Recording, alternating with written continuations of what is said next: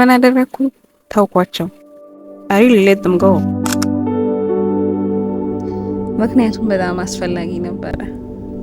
በሀያዎቹ ምን አይነት ምርጥ ስኪል ተምረሻል ብላችሁ ብትጠይቁኝ I will definitely say learning how to let people go። ሰዎችን፣ ሁኔታዎችን መተው መለማመዴ ለኔ በጣም ምርጡ ስኪል ነበረ።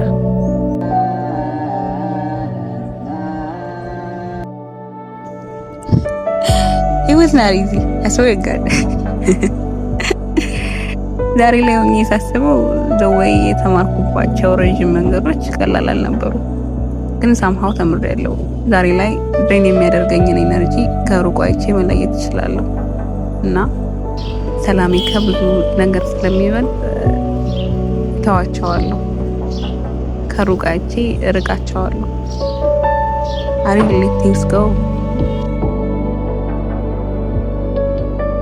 ይህን ማድረግ ታዲያ ራስ ወዳድነት አይደለም። ሳምሃው እኔም እነሱም የምንጠቃቀምበት መንገድ እንጂ። I heard someone say letting them go was the last love I have for them።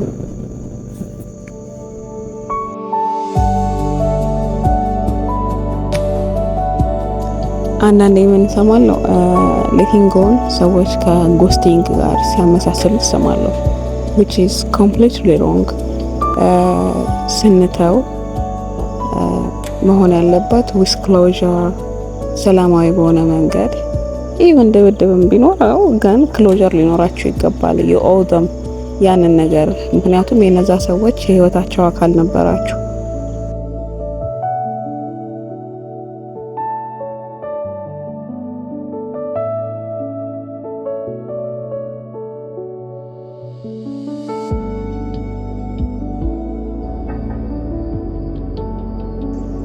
ታዲያ ስለ ሌቲንግ ጎ ስናወራ ገና ፈርስት ሳይንስ ስታዩ ሁሉም ነገር ትተዋላችሁ ማለት አይደለም። አንዳንድ ግንኙነቶች፣ አንዳንድ ቤተሰባዊ ፍቅሮች፣ አንዳንድ ጓደኝነቶች ትንሽዬ መስዋዕትነት፣ ትንሽዬ ትግል ይፈልጋሉ። ሌቲንግ ጎ is not the first sign, it's the last፣ የመጨረሻ ውሳኔ ነው።